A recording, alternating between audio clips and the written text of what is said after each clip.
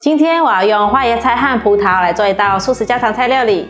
大家好，我是 Kisty， 欢迎来到 Kisty World TV。我的频道主要是要向大家分享一些素食料理家常菜的食谱。你是不是跟我一样吃素，还是想看看吃素的朋友都怎么吃呢？那你一定要订阅这频道哦，特别是打开旁边的小铃铛，还要给影片点个赞哦。那现在我们就来用花椰菜和葡萄做一道素食家常菜料理吧。准备1颗花椰菜，你们是怎么清洗花椰菜呢？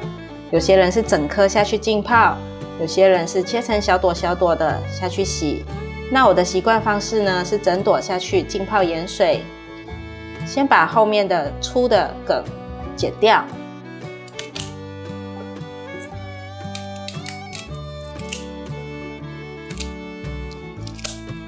这时候就可以拿去泡盐水了。花椰菜的头朝下泡进水里，放入2大匙的盐巴。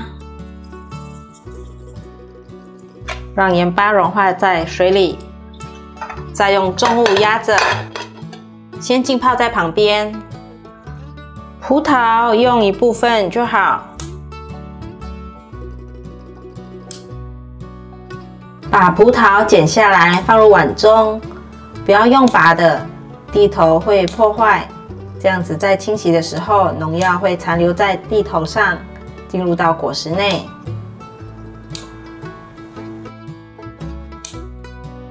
倒入清水，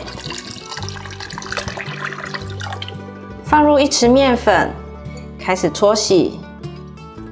建议大家可以一颗一颗的搓洗，这样子搓洗的葡萄特别的干净，葡萄的身上也不会有果粉了。最后再用过滤水冲洗。现在可以来切了。把葡萄的蒂头剥掉，切成圆片。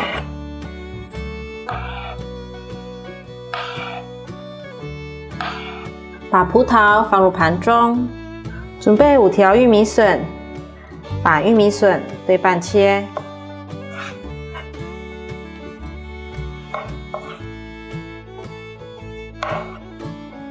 把玉米笋放入盘中。准备1条小黄瓜，去头去尾，斜刀切成段状，再来切片。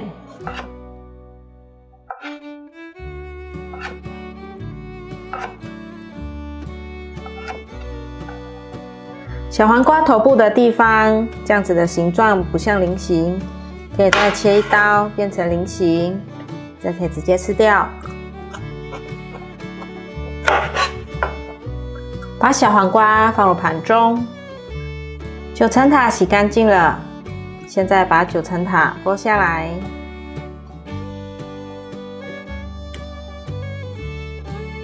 准备大约4片的美生菜，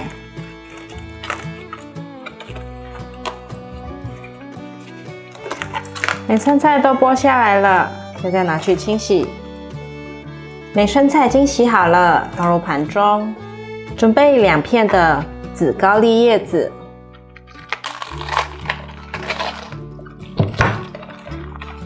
拿去冲洗。紫高丽清洗干净了，卷一卷，来切成细丝。碗内放入冰块，放入过滤水，把紫高丽放入碗中，冰镇。我刚刚换了2次盐水浸泡花椰菜，最后1次用过滤水浸泡，现在可以来切了。用剪刀把花椰菜一朵一朵剪下来。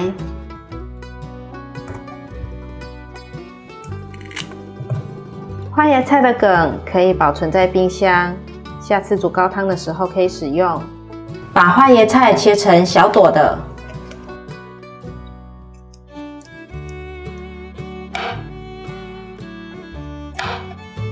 把花椰菜放入盘中，准备10颗小番茄，把小番茄切成圆片。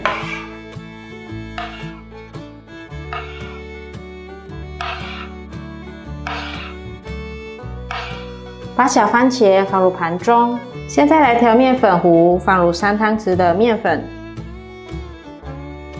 黑白胡椒、玫瑰盐适量， 1/4茶匙的有机姜黄粉，1/4茶匙的五香粉，辣味橄榄粉适量，半茶匙的匈牙利红椒粉，洋香菜叶粉1/4茶匙，放入无糖豆浆，搅拌至面糊的浓稠状。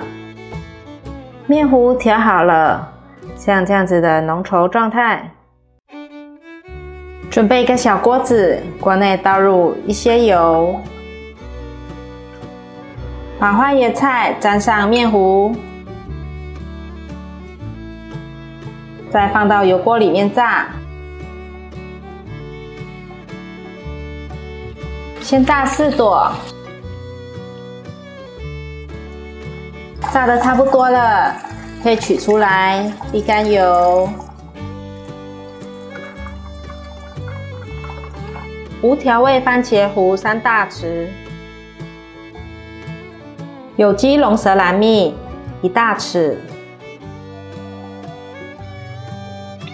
芥末酱1大匙，手工纯酿凤梨醋1茶匙。把调味料搅拌均匀，搅拌均匀了，先放旁边备用。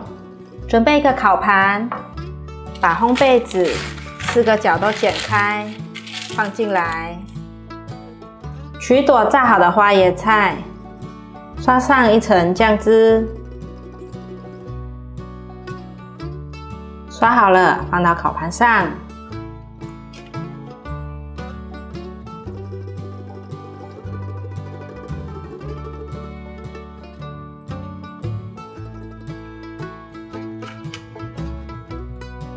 我已经预热烤箱5分钟了，把花椰菜放进烤箱，上下火功能，温度调180度，下火也是180度，时间烤10分钟，开始烤。取一个平底锅，锅内放入少许油，放入玉米笋和小黄瓜，适量的橄榄粉，快速的拌炒。炒至半熟的时候，放入小番茄，快速的翻炒。放入小番茄后，大约再炒20-30秒左右，就可以关火起锅了。时间到了。哇，吱吱作响的，好香哦！哇，你们看，这香气好诱人哦！现在来去煎蛋饼皮，锅内倒入少许油。我今天用的是益美亚麻仁蛋饼皮，纯素的，是在全联买。放进来锅内煎，已经焦黄色了，翻面。另一面也煎至焦黄色了，可以取出来了。蛋饼皮已经煎好了，现在把紫高丽的水沥干，料都备齐了，现在来包。取一片美生菜，撕成小片，放在蛋饼皮上，放入素鸡翅，可以放3个，放上刚刚炒好的时蔬。可以随意摆成自己喜欢的样子，还有葡萄、紫高丽，把9层塔放进来，